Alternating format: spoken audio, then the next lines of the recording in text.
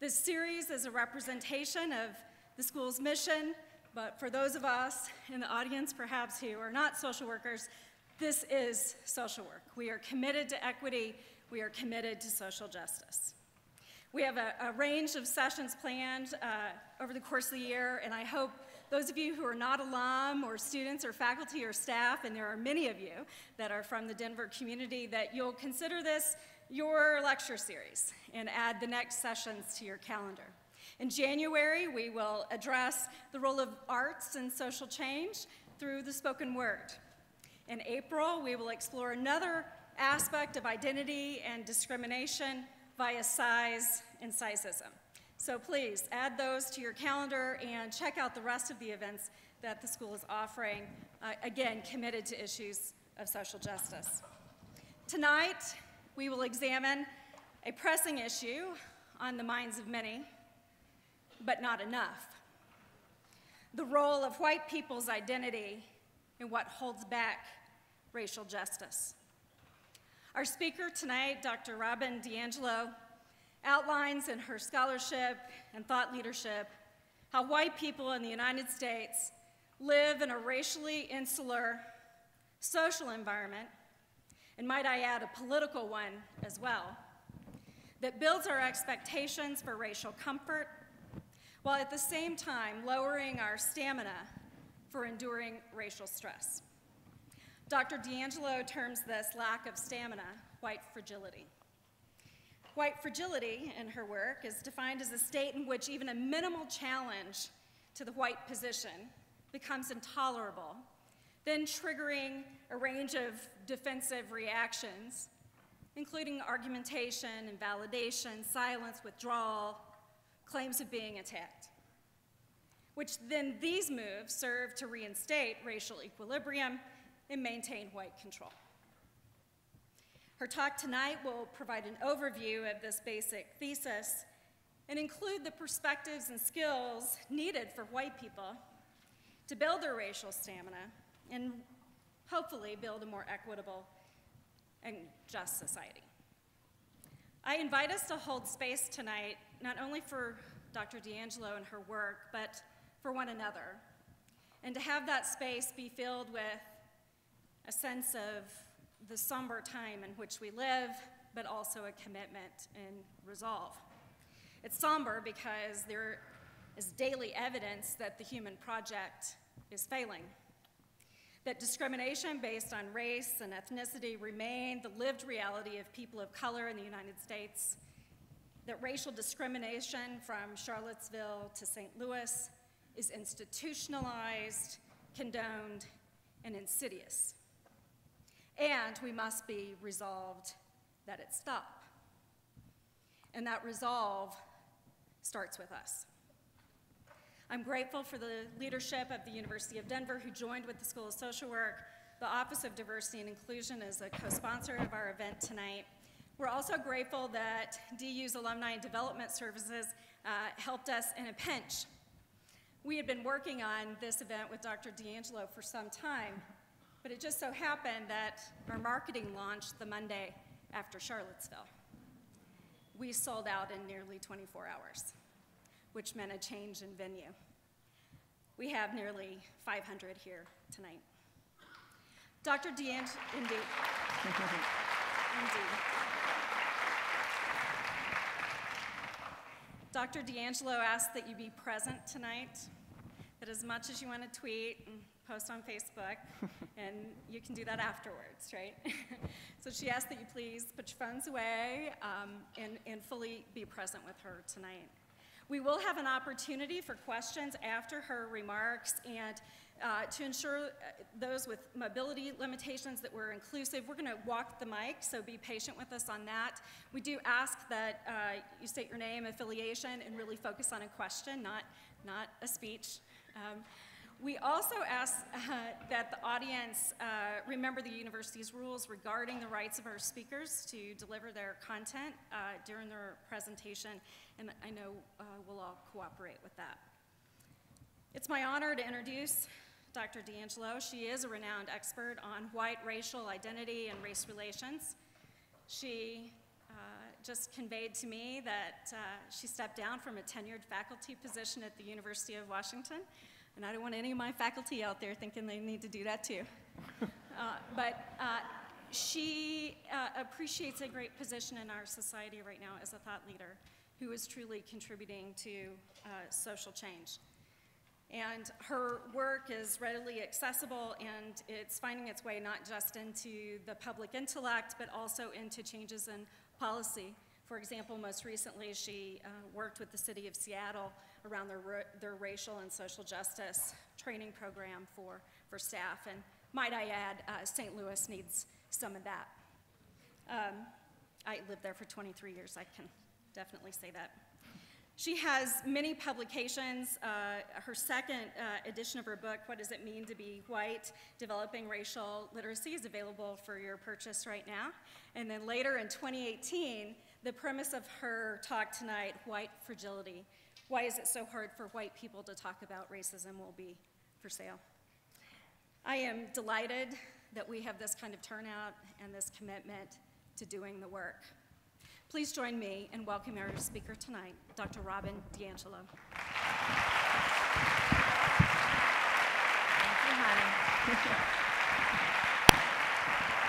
Hi.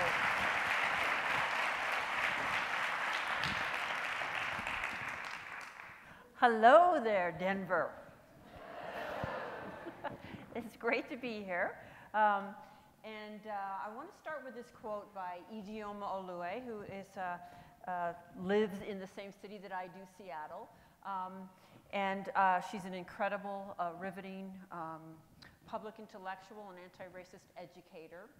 And we're going to focus tonight on white culture, on what it means to be white in a society that proclaims it doesn't really mean anything, and yet is deeply separate and unequal by race. And to really unpack white fragility, we have to start with socialization. Right? How do we come to be so fragile? And then what does it look like, and how does it operate? Right? What are the impacts of it? Before I go any farther, I would really be remiss to make the case that we cannot understand the present without understanding the past, and not acknowledge that we are having this talk tonight on the ancestral territories of indigenous peoples. And I think we can see today more than ever that the struggles of the past are not the past, that they are still present with us today. We see it in the Dakota Access Pipeline struggles. We see it in water rights. We also see it in Seattle, where I live, which sits on the ancestral territories of the Duwamish.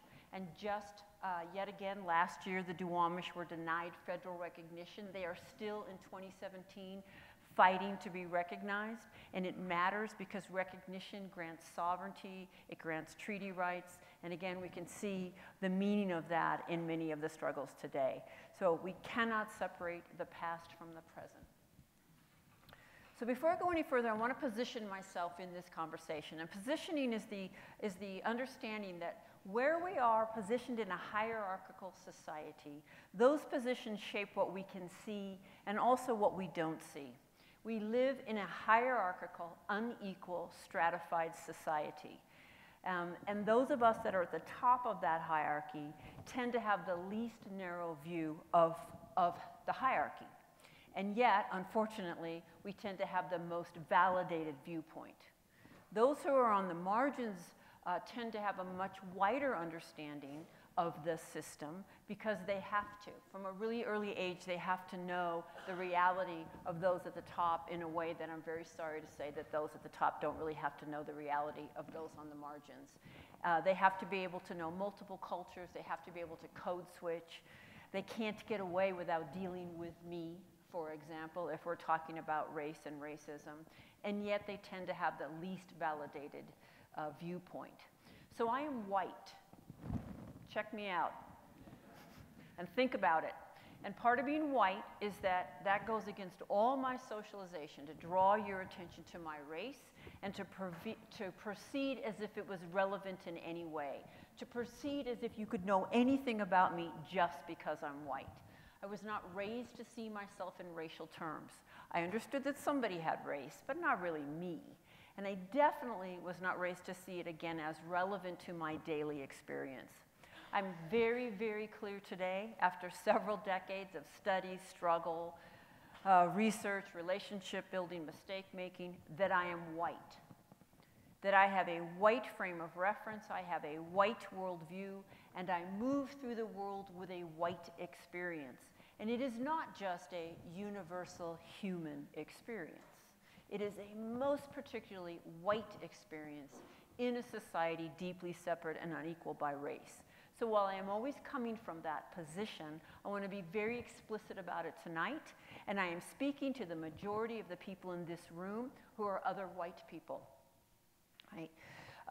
So let me say a little bit about what might be useful for this for people of color, because my focus is going to be on whiteness, and in a kind of odd way, in order to decenter whiteness, you have to center it differently. For me, to lay it bare, right, to name it and expose it is to decenter it. And even as I do that, I am centering whiteness. This is the dilemma of this work. People of color from a very early age are much more likely to understand my experience than I am.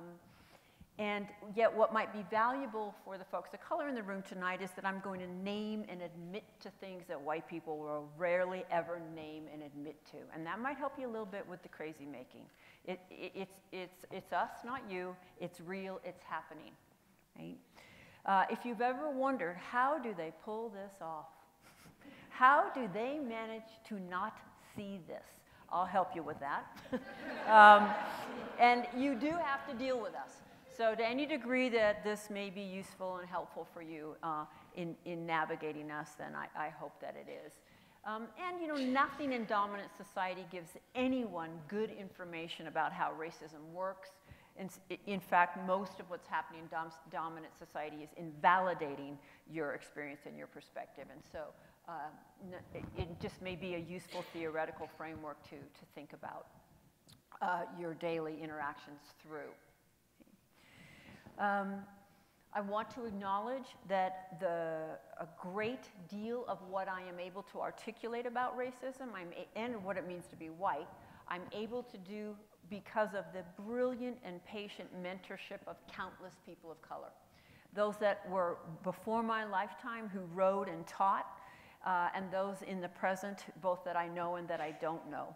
And one of the dilemmas of whiteness is that white people tend to be more open to hearing about, we're not that open, but we're a little more open to hearing about racism from other white people. That's that dilemma again. But I want to be really, really clear that people of color have been saying this for a really long time. Okay, and I acknowledge that work. So for the white folks in the room, I offer you several challenges. I have never met a white person who did not have an opinion on racism, have you?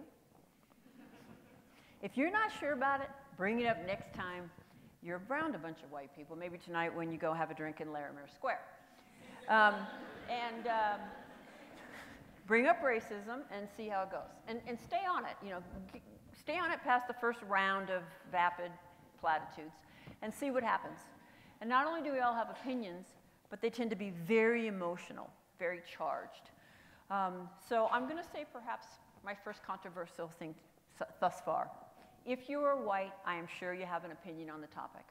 And I don't know virtually anyone in this room. I do not know your life experiences, your travels, your studies, your friendships, your relationships, your families, none of it. And yet I'm confident to say the following. If you are white and you have not devoted years of sustained study, struggle, and focus on this topic, your opinions are necessarily very limited and superficial. I have opinions on everything, and I'm really clear that most of them are not informed. You simply cannot have an informed opinion on arguably the most complex, nuanced social dilemma since the beginning of this country without a lot of sustained study, struggle, and focus. And I just need to say that a trip to Costa Rica, multiracial grandchildren, marching in the 60s, or teaching in a diverse school are not sustained study, struggle, and focus. Okay? Thank you. Oh, she's gonna play with that. So my challenge for the white folks in the room is reach for humility. Do not engage to reinforce the way you see the world now. Engage somehow to stretch. And the very first place that I've already begun to poke at whiteness is I am talking to you as if your race matters. And I am not going to grant to any white person today in this audience any individuality at all. I'm not going to talk to you as if you're individuals. We are well protected on our individuality day in and day out. I am going to ask you to grapple with what it means to be a member of this group. And there's no way I can hold or speak to all your stories. And so it is on you to use whatever variation you see that you have in relation to what I'm saying. Use it to figure out how it set you up into this structure. Please do not use it to exempt yourself. No one can be exempt from the structures of racism that we live in. Okay? All righty.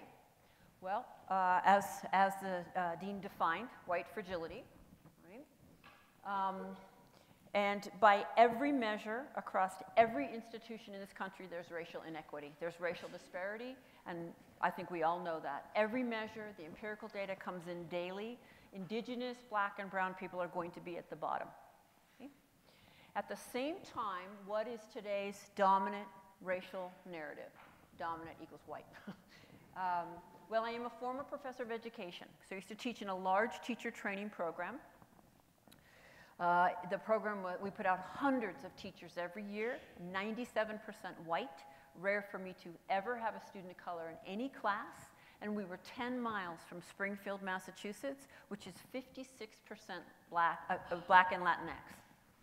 And on the first day of class, I'd ask my students, write me an anonymous reflection on a couple key questions.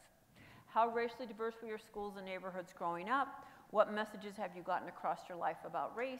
And what are some of the ways in which your race has shaped your life? And what I'm going to show you is representative of the hundreds of these anonymous reflections I've collected from our future teachers in their junior and senior years of university, soon to be certified as highly educated, and set forth to teach in Springfield public schools. My neighborhood growing up was not racially diverse at all. Every family in my neighborhood was also Caucasian. Throughout my time in school, I've continually been taught that skin does not matter. Is that familiar to you? This is the post-civil rights dominant white racial narrative. It is not a pre-civil rights narrative, but it is definitely a post-civil rights narrative.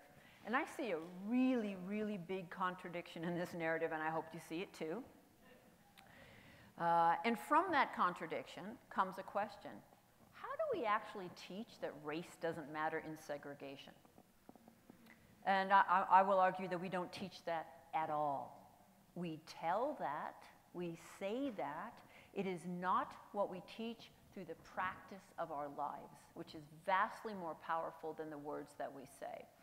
And so another question that comes up for me basically is how do we pull that off? How do they pull that off? How do they sit there in such explicit segregation? How do the white folks in the room so often live in segregation and feel so sure that they know the answer, right, or understand racism? A couple other things I want to say about this is the younger generation. You know how the story goes, when all the old people die, there'll be no more racism. This is no more transgressive than the narrative I was raised with. It has not impacted our outcomes. And so we have to ask ourselves, how is this functioning? Right? What structures of meaning does this rest on, where it looks open and yet it functions so beautifully to protect the racial order? So just very quickly, we've got to be on the same page with our definitions. So racism is a form of institutionalized oppression. It is well beyond prejudice and discrimination. All human beings have prejudice. All human beings discriminate, most of the time unconsciously, right? So by the way, we can remove the word reverse from prejudice or discrimination, right? It's nonsensical because it's a human phenomena. However, when you take a group's collective bias or prejudice, and you back it by legal authority and institutional control, it is transformed. And it is no longer dependent on anyone's intentions, self-image, friendliness. It is the very default of the society because the group that controls the institutions is in the position to embed and infuse their bias into the fabric and foundation of everything. It's also, besides getting embedded in all the institutions, I can tell when I move my head, it's not as loud, and also in cultural definitions of what is normal. Who behaves correctly and appropriately? Who displays proper emotions over what in what context? Right? Whose stories are told and whose are not? Who's beautiful? Who's valuable? So I want to take a very quick example from one form of oppression to launch us into talking about the form we'll be talking about tonight, which is racism. I want to take a quick example from the form called sexism. Just bear with me. I'm using the language I'm using intentionally. Okay? So when we think about when women got the right to vote in the US, we got the right to vote in 1920, and there was only one way women could get the right to vote, and that was for men to give it to us. Why? Because women did not control, were not seated at the seats of institutional power. We could not give ourselves the right to vote. Could women be prejudiced against men? Yep. Could they discriminate one-on-one? Yep. Could women as a group deny men their civil rights? No. Could men as a group deny women their civil rights? Yes. That is a significant difference that must be acknowledged in language, right? And every institution worked together to make it take decades of struggle. All right. But today, if men as a group wanted to take away our right to vote, could they? Well, when I asked that question in a smaller group, I know it's really hard to do call and response in this setting. There's often kind of a right? All right, so let me just show you some statistics from 2017. The Fortune 500 CEOs are 98% male, and the top 10 richest Americans are all men. I do believe economic power is the ultimate form. Congress in 2017 is 81% male. The Republican side is 90% male. They control Congress. The presidency and vice presidency has always been 100% male. The current cabinet is 91% male. The US mayors are 82% male. The US governors are 92% male. I could go on. If they wanted to, could they? That's 10 seconds of the simplest data that's in front of every one of us every day. But it's meant to illustrate a couple of things. Oppression is so normalized, so taken for granted. There's so much ideology to obscure it that even though it's right in front of us, most people are not really sure about it. It's also meant to demonstrate that by definition, systems of oppression are deeply embedded across history. They are not fluid. Heads up, everybody, we live in patriarchy. Patriarchy did not end in 1920. And I'm really sure that if Hillary Clinton had become president, patriarchy wasn't going to end that day. Any more than we can really see today that racism did not end upon Obama's presidency. I would argue it got an infusion, right? All systems of oppression can allow for exceptions. The overall rule will be the reproduction of the systemic inequality. And just in case you need a visual, this is the House Freedom Caucus, arguably the most powerful committee in the US. If you need a visual from culture, here's 2015's cover of Vanity Fair. We live in a male-centered, androcentric patriarchy, and we pretty much always have. This is a slide that I made. I don't know this guy. I just Googled white guy. And I'm like, okay, that looks like a white guy. Because I wanted to drive home, of the 100 top grossing films of all time across the world, 99 were directed by men, 95 of whom were white. By definition, an aspect of oppression or systemic institutional power is the ability to disseminate your worldview to everyone, to shape how everyone sees themselves and you and themselves in relationship to you. And these men, because they're also at the top of the class hierarchy, are the least likely to have authentic, sustained cross-racial relationships. And yet they tell all our stories. They represent the other. And we have exported this worldwide. So Facebook puts out these happy holiday things. On August 26th, they put this one out, Happy Women's Suffrage Day. And then some folks did this. Which women got the right to vote in 1920? Which women got access to vote in 1920? And this is another way that oppression works, is that the dominant group's experience is held up as universal. So while we were oppressed as women, we were privileged as white. There is not a universal woman's experience, right? Race, class, sexuality profoundly shape my gender identity and experience. And I would assume you know that's called intersectionality, which actually was pushed to the forefront by women of color, and Kimberly Crenshaw in particular. So racism is a system. It is not dependent on your self-image, your friendliness, your intentions. It is the system we are in. It is embedded across all our institutions. And it consistently results in an unequal distribution of resources between white people overall and people of color overall, with white people the beneficiaries of that distribution. And while all groups who are not perceived and defined and assigned whiteness in this society experience racism, and to truly have what I think of as racial literacy, you have to understand how different groups of color experience racism, the histories, the relationships between, the ways, what you've internalized about different groups of color.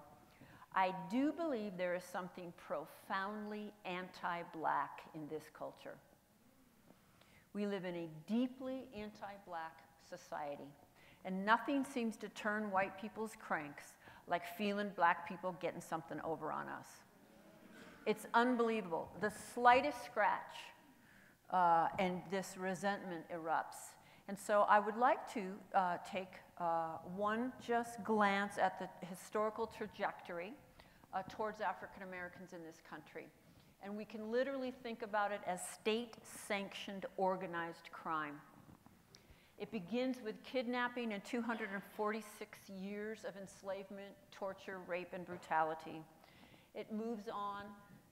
About third way in, we have bans against testifying against whites, which made it literally legal to murder black people in this country, and now we're in the 60s. Now we're in my lifetime. And then we can keep moving and we can pick it up at employment discrimination, and we're in 2017. All of this well established in the research. We have employment discrimination, educational discrimination, bias laws and policing practices, white flight, cultural erasures and attacks, subprime mortgages, mass incarceration, school-to-prison pipeline, disproportionate special ed referrals and punishments, racist media representation, untold history, and so much more. African Americans are not and have never been in the position to do this to white people. White people have always been and continue to be in the position to do this to African Americans. And so we can remove the word reverse from this discussion also. There's no such thing as reverse racism. By definition, racism is a deeply embedded system of historical imbalance.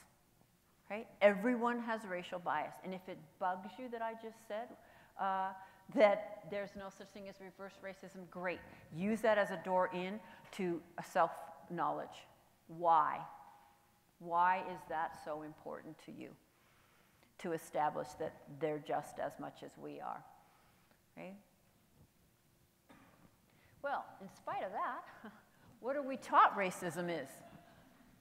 Well, we're taught that racism is an incredibly simple formula of nice people versus mean people, right? It's just either or. You know, and racism is a brilliantly adaptive system, and it made a fantastic adaptation during the civil rights movement.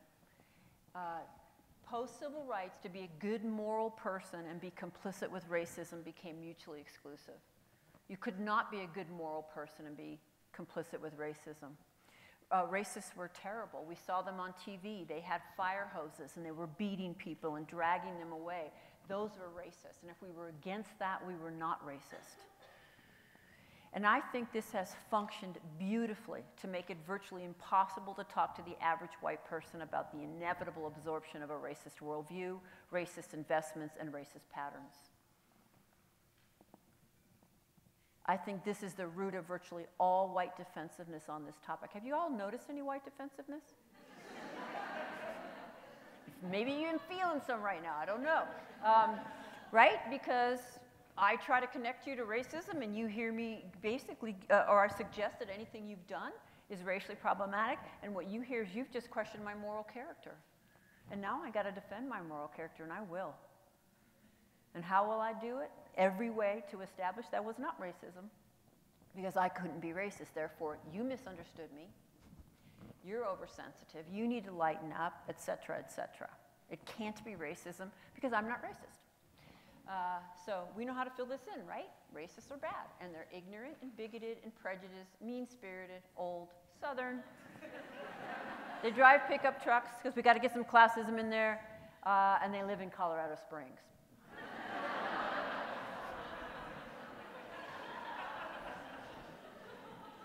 It's my regional humor. And non-racists are good, and we're educated and progressive and open-minded. We're well-intended, we're young, we're northern. We shop at Whole Foods. No, we don't shop at Whole Foods because that's a corporation. We shop at the co-op. And we live in Seattle, but we're moving to Portland. Yeah. Okay. So I enjoy poking fun at white progressives. Just need you to know that. White progressives are my specialty. And I suspect the room is full of white progressives. When people tell me you're talking to the choir, honestly, there is no choir. I am not the choir. I'm not going to be a jerk in an anti-racism training, that's for sure. I'm going to be into it. But the choir presumes I'm finished, and I will never be. And I find it really problematic to position yourself as the choir. I actually think white progressives are the most difficult. I think we cause the most pain for people of color. Thank you.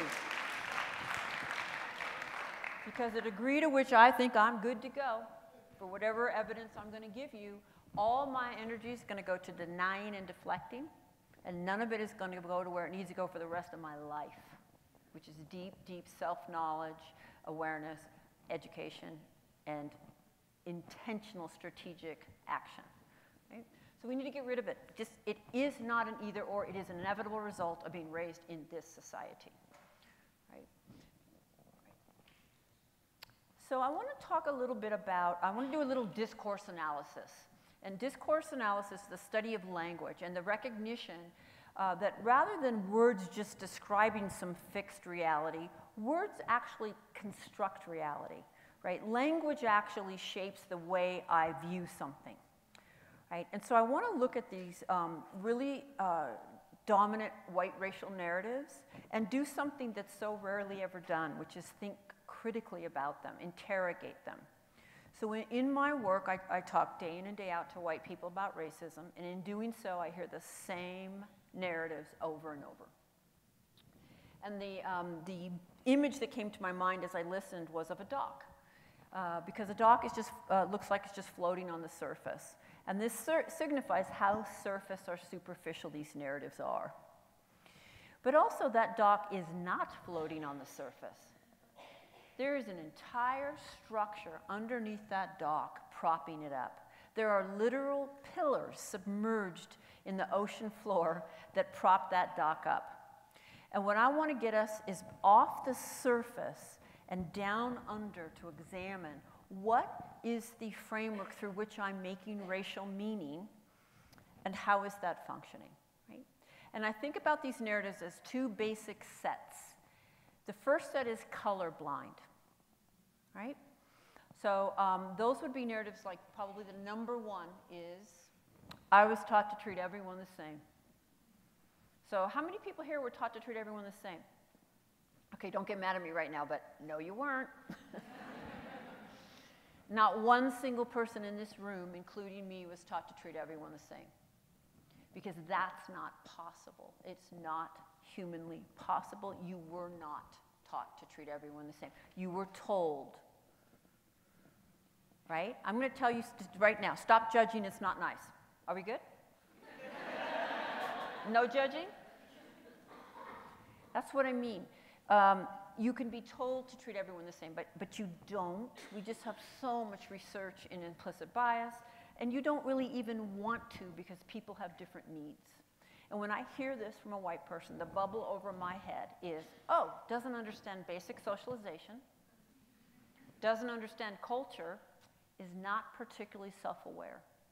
And I just need to tell you that when white people say this to people of color, they're not thinking, all right, I'm talking to a woke white person right now. Are they? Let me know if I'm wrong. Some version of eye rolling is happening. Here we go. That's right. Okay, so white folk, do you hear that? It doesn't make you sound aware. I see people as individuals. I don't care if you're pink, purple. I'm just going to go ahead and give you the benefit of the doubt that no one in this room would ever say such a thing. Such a demeaning, dismissive thing. Okay. Racism in the past, everyone struggles. You know, my parents weren't racist, that's why I'm not racist. Oh, my parents were racist, that's why I'm not racist. Doesn't matter what comes first, what comes second. Always must be, I am not racist. That is the good, bad binary. So-and-so just happened to be black, but it has nothing to do with why no one in the office gets along with her. And this is another one I would ask you to consider removing from your vocabulary. We're going to remove reverse. I'd like you to consider removing anything in a discussion of racism that begins with just happen to be, regardless of, yes, but at the human level we can all agree. Because what you're doing in that move, it is a move, is you're certainly taking race off the table and positioning some kind of shared experience. There is not one. I may not know what race has to do with my response to my coworker, but I need to be willing to look at how it's shaping my response to my coworker because all the research shows that it is. Right? And usually when we're talking about the human experience, we're really saying the white experience. The white experience has been posited as human. Okay? So these are colorblind, and they basically say, I don't see it, or if I see it, it has no meaning. And if you ask yourself how these function, I hope you can see that they function to exempt the person from any further engagement, any further involvement, nothing to see here, everything's fine. They take racism off the table, they close rather than open the discussion, and in that, they protect racism, the white position within it, and the hierarchy. All right, well, I hope that most of us are beyond colorblind. I know not everybody, but I think most of us recognize it's not realistic, it's not true. So what do the, more hip white people say? I'm gonna get us. All right, we say stuff like this. Oh, I work in a very diverse environment. Oh, I tutored on the reservation, yeah. Oh, I teach in a real rough school. And not this one. I have people of color in my family. Me, I'm not racist. I used to live in New York. I actually really have heard this on more than one occasion. And the bubble over my head is really, you walked by people of color and didn't lose your shit? All right, you're pretty down. This one gets used interchangeably with, I'm not racist, I'm from Canada. I'm not racist, I'm from Hawaii. I'm not racist, I'm from Europe. And I'm not racist, I was in the military. Because there's no racism in any of those places. So Sociologists actually even have a name for this one. It's called the inoculation argument. I've been near people of color. I've seen them. And that stripped me of all my racism. Okay. So how many of you in a conversation with a white person on racism have heard some version of those? And if we're going to be really honest and we're white, we said some version of those. So let's do the discourse analysis. A white person who invokes some version of these is giving you their evidence, right? Racism comes up, I say something like this, I'm giving you my evidence. In my mind, what is this my evidence of? What do I want to make sure you know? I'm not racist, right? And this isn't even a stretch, right? This is white people's evidence that they're not racist. If that's my evidence that I'm not racist, what is my definition of a racist? Well, clearly a racist could not work 3 cubicles down from a person of color. I need to ask a rhetorical question to the folks of color in this room. Could a racist work 3 cubicles down from you? I think so. Okay. Couldn't have people on their family, and apparently there are no racists in New York, so that's really fantastic. Although I could think of maybe one, I don't know. Okay. I can't resist that joke, I will admit, but I do want to also say I don't want to reinforce the binary that that person is racist and I'm not. It manifests differently, okay? All right, so apparently a racist, really, if this is the evidence that you're not racist, then a racist cannot tolerate the very sight of a person of color. If this is your evidence, I don't know what else a racist could be. And in that, I'm hoping we can see it's rather poor evidence. Because even an avowed card-carrying racist, tiki torch marching racist, can do these things, and half of them probably went home and did these things. Okay? I am not an avowed card-carrying racist. I am clear that as a result of being raised in this society, that I have internalized a racist worldview. I have deep racial bias, and I have developed patterns, racist patterns, and I have investments in a racist system that serves me. And I have committed my life to challenge those things, and it will be lifelong. I am not a card-carrying racist, but even they can do these things. So it rests on the most reductive, simplistic definition and does not account for basically anything that racism actually is. Structures, institution, biases, etc. And I'm just kind of amazed at how seldom we actually think deeply about what we're saying. Children are so much more open. The research shows that by age 3 to 4, all children who grow up here understand that it's better to be white. No child misses the message. And when we project this racial romanticization onto children, we leave them unattended to the message. And it's not an isolated, singular message. It's relentless. It's better to be white. They didn't miss it, and I didn't miss it either. Right? I already know all this. I mean, I told you I've been to Costa Rica. Anyone who tells me this is basically telling me that they don't, or would never say such an arrogant thing. I will never be free in my lifetime. I will never be done. We don't like how white our neighborhood is, but we had to move here for the schools. So these are not colorblind. These are I celebrate diversity. Okay? But if you ask yourself how they function the same. Exempt the person from any further engagement. Take racism off the table. Nothing to see here.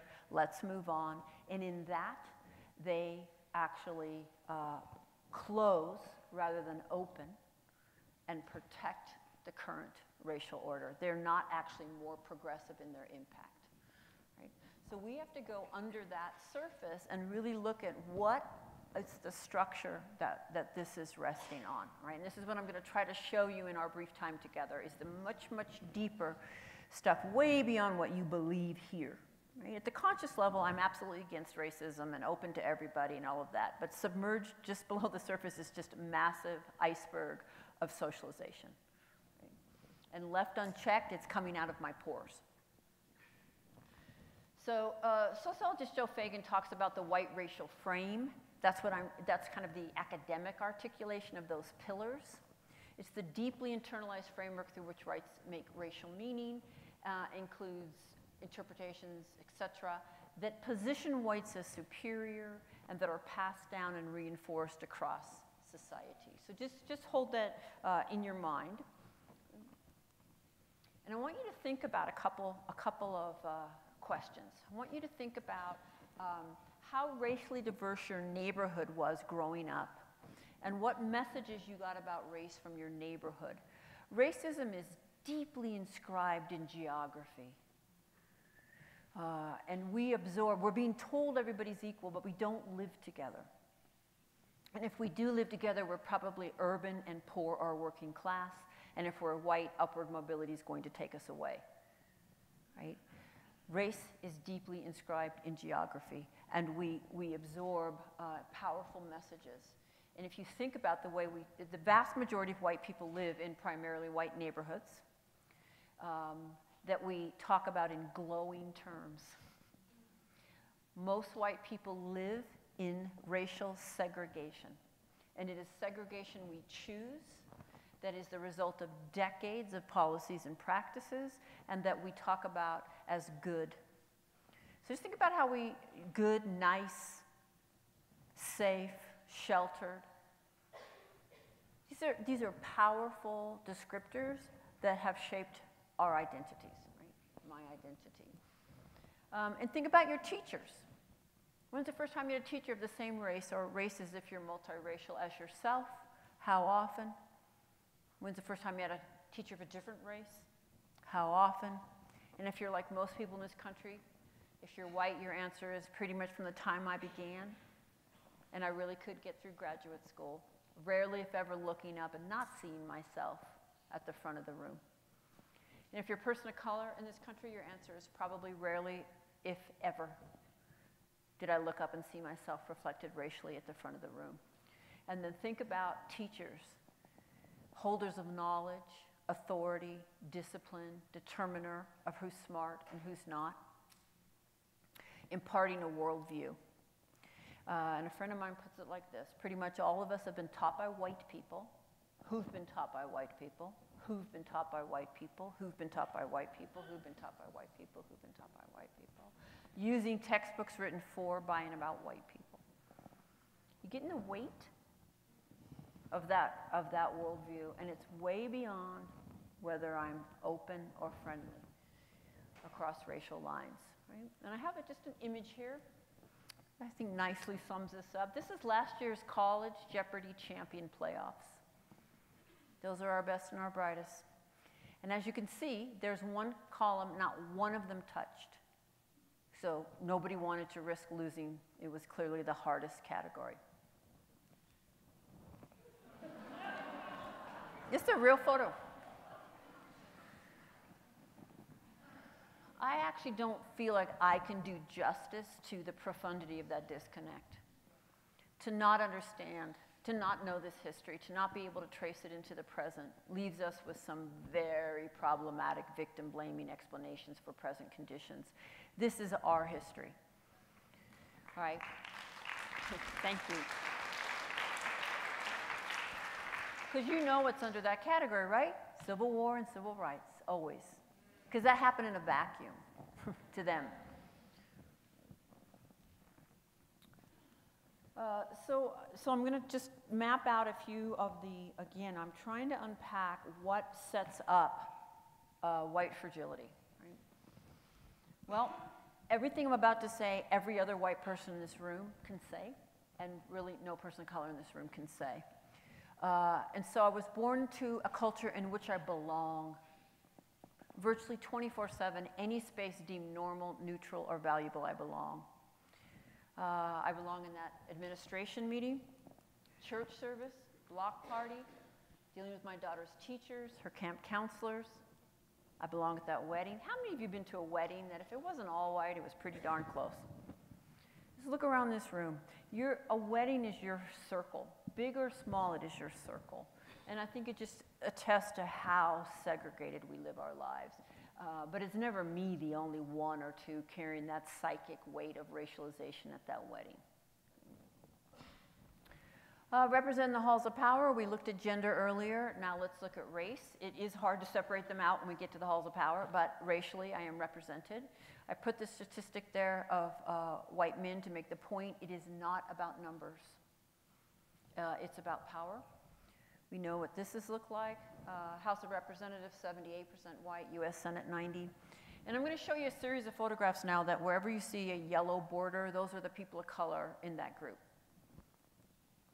These are the US senators, leaders of the largest US companies, US Supreme Court, US governors, US top military advisors, people who decide which TV shows we see, people who choose which movies get made, people with the most influence over which books we read, people who decide which music gets produced, people who decide which news is covered, owners of men's pro football teams, owners of men's pro baseball teams, owners of men's pro basketball teams, which I would not even have to put up here if we didn't live in patriarchy.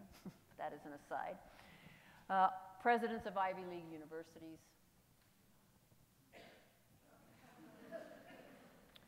So you're going to have to believe me that I didn't put this up here to pick on Paul Ryan, regardless of how I may feel about him. But for me, when I saw this, it's like, this is what it means to be white. This is Paul Ryan and his incoming group of interns. To be white is to belong, to be included, to have opportunity, network, advantage, to live separate with no sense of loss, to be at the table where decisions are made that impact people who are not at the table and that you don't know.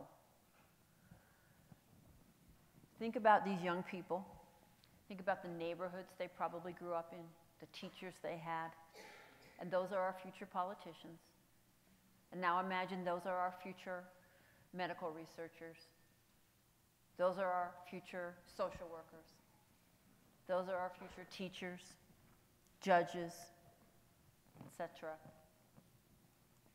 I was raised Catholic. I don't know if there's a more powerful image than God. This is what I saw when I looked up. There's God creating man. There's Jesus and Mary, who were not white. But I think it's really powerful to be shown an image of the Mother of God. That's what we call Mary in Catholicism. And to have her rendered white. Whites are the norm for humanity. Lots of ways to show that, but I came across these and I thought, well, there you go. You've all seen these in your science classes? They don't even have their skin on, so we should be all right, right? Nope. Even with their skin off, they made them white.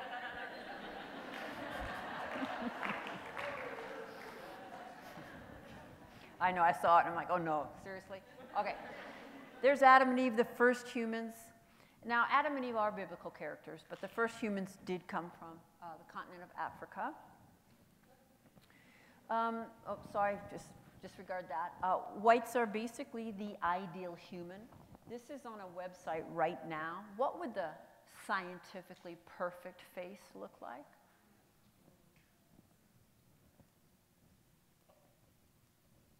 Constant messages that it's better to be white.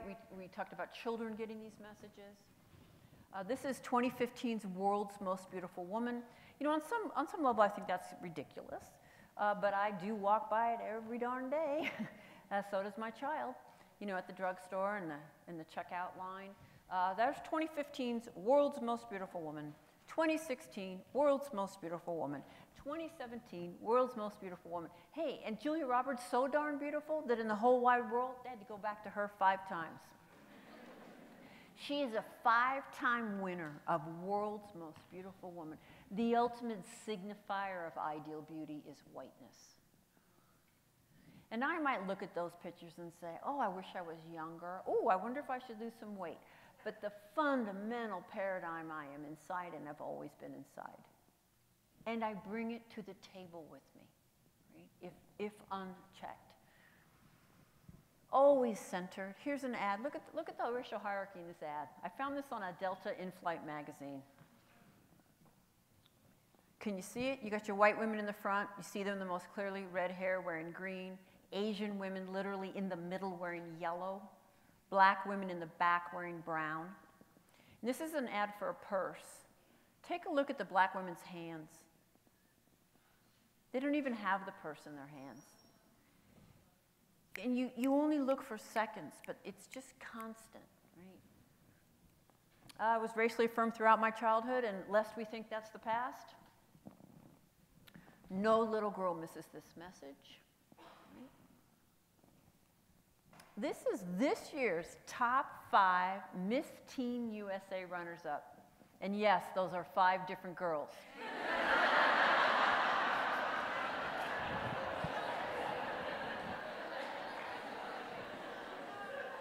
You have to concentrate, but they are North Carolina, Nevada, Texas, and just take it in, Miss Teen USA. And yes, we could talk about what this does to little girls of color, but I want the white folks in the room to think about what did it do to me. Okay? And here's the group they were drawn from. And that's how I usually is. There'll be 1, maybe 2 to the side, to the back.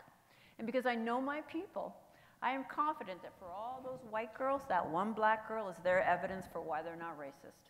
Because everybody loved her. Nobody had an issue with her. I imagine if you got that girl in a room and debriefed her, I can only imagine what that experience was like for her. But I want to move these young women way beyond whether they were friendly to her and look at what keeps reproducing this and how it shapes us and what role we play. These are shows that many of us grew up with. They take place across the decades. So we have Seinfeld. These were all hugely popular television shows about ideal friendship. We have Seinfeld in the 80s, Sex and the City 90s, Friends in the 2000s, that's Gossip Girl, and the latest show is Girls, which just ended its 6th season. So all about ideal friendship. Every one of these shows takes place in New York City. The message is constant. Even amongst diversity, there's no actual value in an integrated life. That the ideal world is white. But I think perhaps the most profound way that my life is shaped by my race is that I could be born into, I could learn, I could play, I could worship, I could study, I could love, I could work, and I could die in racial segregation. And not one person in my life who's ever loved me has ever conveyed to me that I've lost anything. And I think that's the deepest message of all. I could literally go to my grave with few, if any, authentic, sustained cross-racial relationships, and no one has suggested any loss.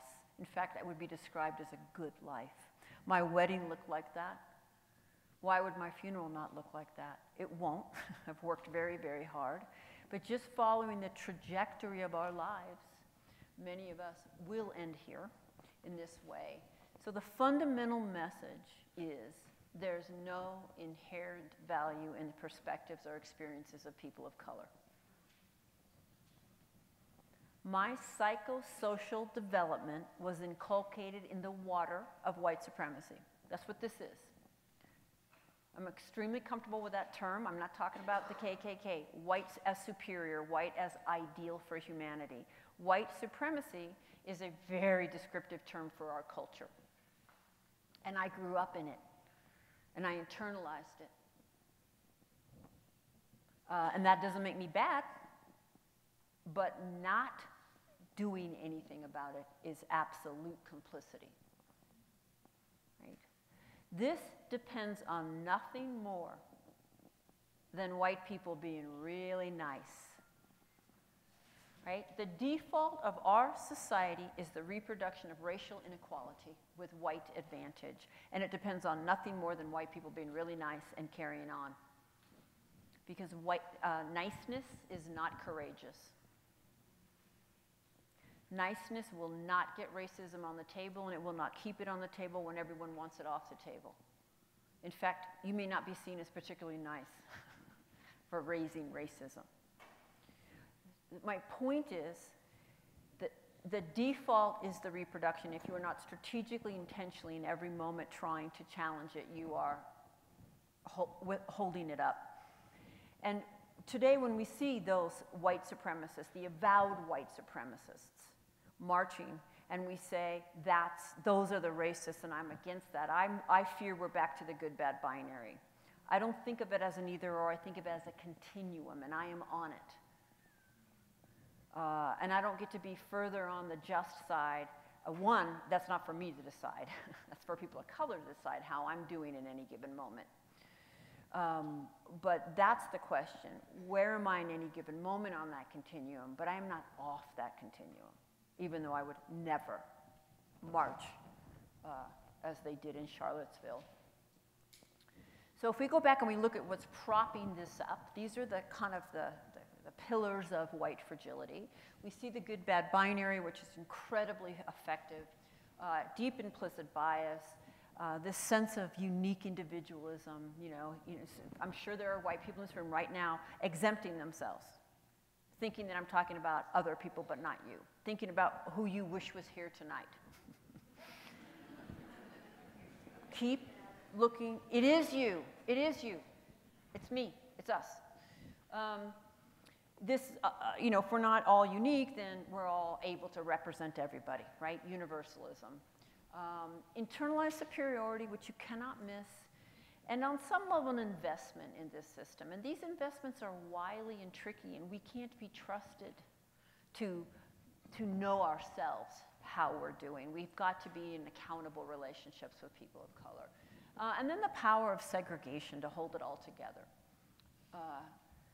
And I mean, who's really at your table. And by the way, in case you are a white person sitting here and you don't see yourself as having a segregated life, that's great. I'm married to a man, and he loves me, and he still internalized sexism, okay? I have lots of people of color in my life, and I run racism at them. I run much less than I used to do, and I have really good repair skills. But I still run it, right? I still have it. So keep trying not to exempt yourself. Okay, so white fragility. This insular environment just sets us up in so many ways to expect and feel entitled to racial comfort. And so when that gets challenged, when meritocracy is challenged, when individualism is challenged, when the good-bad binary is challenged, we don't respond well. And it's fragile. We're fragile in the sense that it's really difficult for us to hold the challenge, but white fragility is incredibly effective to stop the challenge, right? You call me in, and I'm going to do whatever it takes to get you to stop doing that. And if I need to cry, I'll cry, and then everyone will gather around and take care of me, and you'll be left abandoned, and you'll be bad for making me cry, okay? Or if I need to get my back up and get my feelings hurt, or okay, fine, can't say anything anymore and stomp off, whatever it takes to kind of block the challenge. And I actually think that white fragility functions as a form of racial bullying. I'm going to make it, I'm not the 1%, okay? I'm not the 1%, and I'm never even been a manager or the chair of a department or anything like that. But I can control the people of color in my orbit by making it so miserable for them to talk to me about my inevitable racist patterns that they just don't do it. And I think this is, it functions as a form of everyday white racial control. People of color get too uppity, this keeps them in their place. And so, trust me, people of color are putting up with vastly more aggressions from us than they talk to us about. And why don't they talk to us about it? Because it's so miserable to try to talk to us about it. The punishment is actually really great. It's not worth it. That's how that functions. So I want to go back to this picture, and I want to walk you through a scenario. And we're going to start with gender again, and then we can switch over. So I want you to imagine do know that these people write health care bills and all kinds of stuff. And the majority of the population is female, and they're writing health care bills. And just imagine now, a couple of them are kind of concerned that there aren't any women there. So they keep bringing it up, but not all of them, for sure, are concerned that there aren't any women in there. But there's a couple of them, and they keep bringing it up, and they keep making an issue out of it. And so finally, they decide, okay, maybe we should get some women in here. And so right now, when they're around that table right there, they're strategizing about how to get more women in there. I'll just let that speak for itself. Because this is how many white groups do this. This is how we do it. We got to get some more people of color. We got to reach the community, right? And we're at the table, and then we're trying to strategize how to do that. So can you only imagine what they'd come up with? Okay. But they get one. They get a woman in there. Whew, okay, great, we got one. And it's her job to help them see their racism. Excuse me, their sexism, right? We're on gender right now. It's her job to help them see their sexism. Okay, any of the white women in the room, would you like to sign up for that? Do you think she would be noticing some sexism in that room? Like just in every possible way? Do you think superiority and arrogance would be coming out of these guys' pores? It would. I'm sorry, it would. It does. And all kinds of dynamics would be happening. And so, she's thinking, well, they brought me in here to help them around gender equity, so she raises her hand and tells them how their sexism is manifesting. How do you think that's going to go for her? I want you to imagine this, because this is what we do to people of color. We say we want their perspective, and we get them in that room. The power and is coming out of our pores in ways that we are not aware of. It's embodied. And then we put it on them to let us know. And I can't even imagine that that's going to be received by these guys. And so how many more times do you think she's going to raise her hand and try to talk to them about their sexism? Probably not really ever again. She's just going to get through it, right? And now imagine that they think, well, maybe we should get some training, right? So they get a male facilitator in there to do the training, and he's laying it out, and she's going, okay, he's kind of calling him in. I think he's got my back. I'm gonna take a risk. And she raises her hand and she says, yeah, let me tell you about some of the ways I've experienced sexism since I've been here, and what happens to me every time I try to bring it up. And so she chairs, and then the facilitator says, okay, so how are the men hearing this? Silence. Do you think she's thinking, this is going great? Can you just get how hostile that silence would feel? And that she'd probably just gone, oh my God, I cannot believe I just shared that. I cannot believe I took that risk. I made myself vulnerable. I wished I never did it. I'm screwed. That's what I would be feeling. Okay? And then finally, one of them raises his hand and says, okay, this is so hard for me to acknowledge, but I have to admit, you're helping me realize I have participated in lots of informal ways, and I have benefited from your exclusion, and I'm now realizing that. Do you think she's thinking, there's the asshole?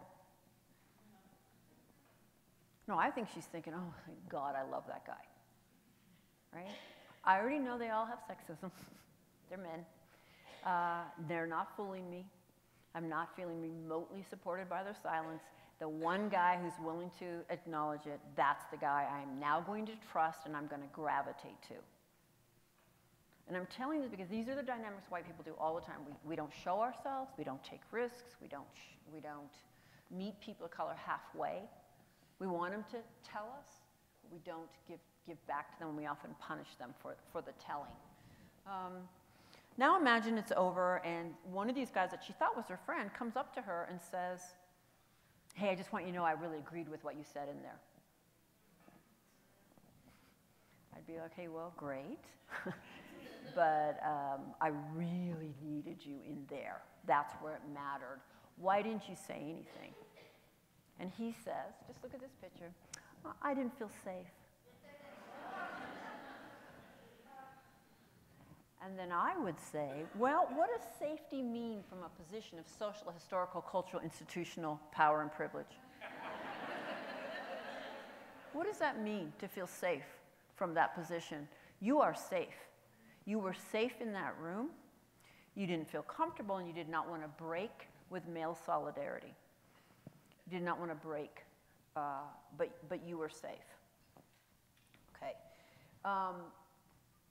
I use sexism and my understanding of it not to exempt myself from racism, but it has helped me enormously understand my role in racism. And I don't know how any woman who sees themselves as a feminist, and by the way, I'm a proud feminist, I'm an angry feminist, I don't know how any woman who sees herself as a feminist and understands patriarchy cannot understand white supremacy, who can be frustrated with how patriarchy affects men and not see how white supremacy has affected her.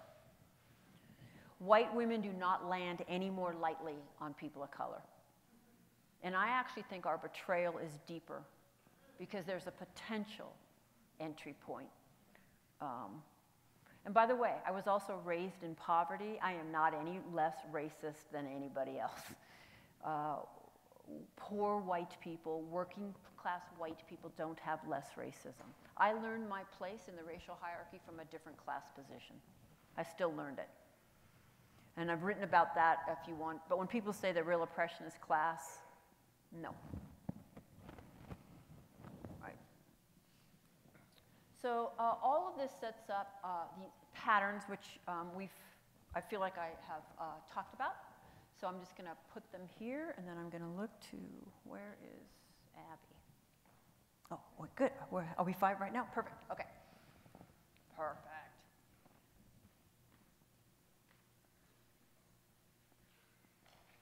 All right. Let me see. How about confusing not agreeing with not understanding? I actually don't know that white people are in a great position to agree or disagree with the perspectives of people of color on racism. And it may not actually be that you disagree, it may be that you just don't understand. And to be willing to hold that that's actually possible. Right? All right, so these are very common patterns, focusing on intentions over impact.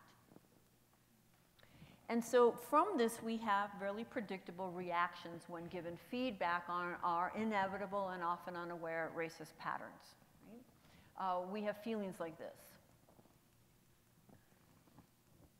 Has anybody ever seen this? Okay. And then when we have feelings like this, we have behaviors like this.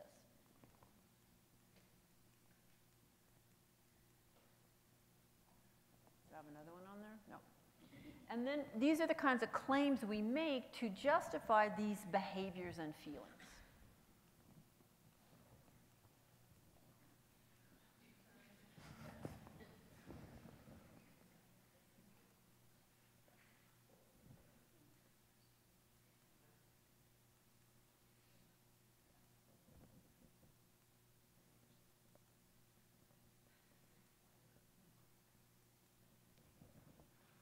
Okay. So what I would like to do is I would like to, actually I think here is show you what is under the water that would prop up these kinds of feelings, behaviors, and claims. And I want you to really think about it. If those are the feelings, behaviors, and claims you're making, this must be the structure of meaning that is resting on. As a white person, I will be the judge of whether racism has occurred. My learning is finished. I know all I need to know. Racism can only be intentional. Not having intended it cancels it out. If I experience another form of oppression or have suffered, I can't have a racial privilege. If I'm a good person, I'm entitled to remain comfortable, and since I'm not comfortable, you're doing it wrong. And as a white person, I know the best way to do it. If you knew me or understood me, you'd know I can't be racist. I want you to keep thinking of the water that I just showed you in a very, very brief snapshot, the water of white supremacy that we are embedded in. And from that water, white people say that we're the ones that are objective on racism. If I can't see it, it's not legitimate. Okay, so how does all that function? Well, it certainly maintains white solidarity, closes off self-reflection, minimizes, silences the discussion, makes white people the victims, protects a limited worldview, takes race off the table, rallies more resources to white people, and basically protects racism. Okay? So I'd like to show you what it could look like under the water. Okay? And I want to do this in a kind of maybe what might seem like an odd way, but hopefully you will experience the power of it. I'd like to get about 10 volunteers to come right here who are white. I want 10 white people to just come down there. And then, Abby, you're going to give a mic.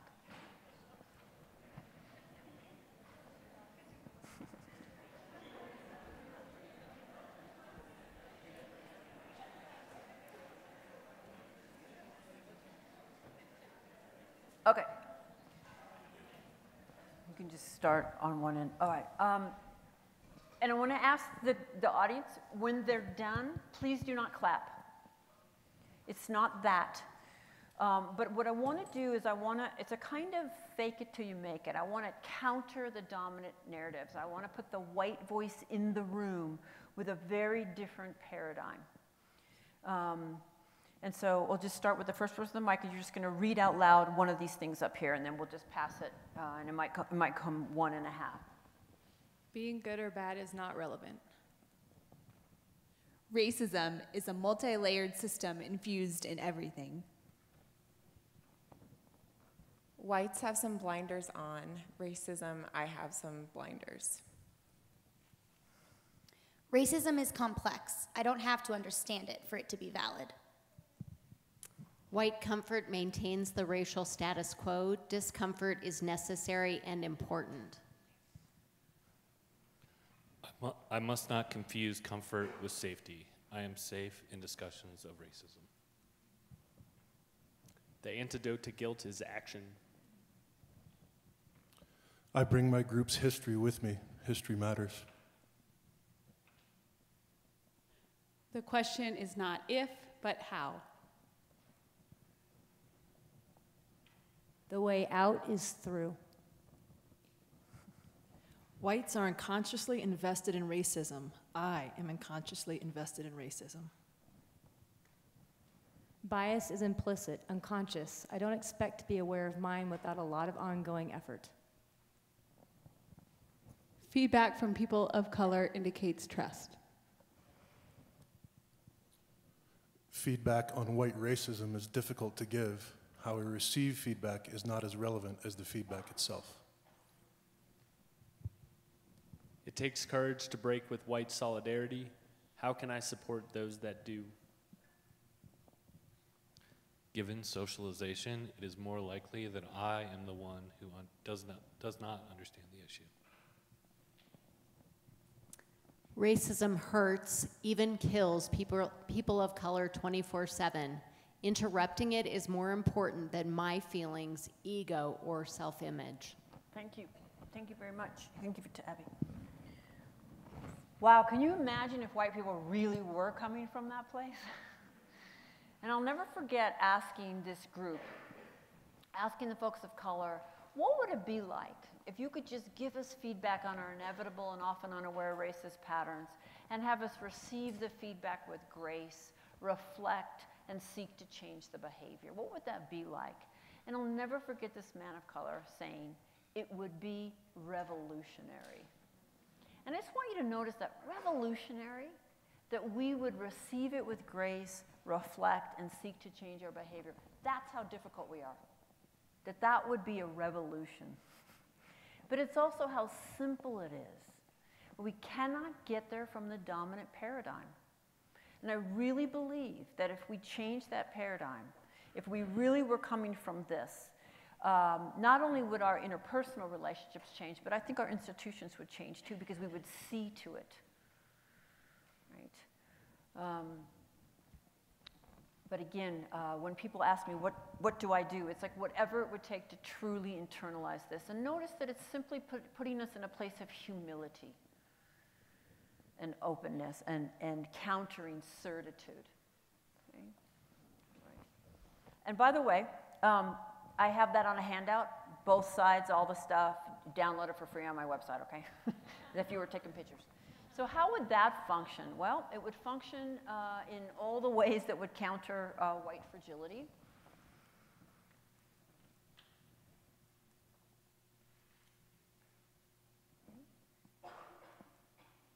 So I'm just going to put this list up here of what we can do. But I do, because it's the number one question that I get is, what do I do? And that question's bothered me for a long time. So sometimes it functions. It bothers me because it can function as a way to jump over the really hard personal work and just get to solutions. But also I want to put that back to you and have you think about this. What about my life has allowed me to be a full, educated, functioning adult and not know what to do about racism? How have I managed to not know? And that's a sincere question. And take out a piece of paper and write it down, and you will have your map. Because we're in a moment where there's such fantastic information out there about what you can do.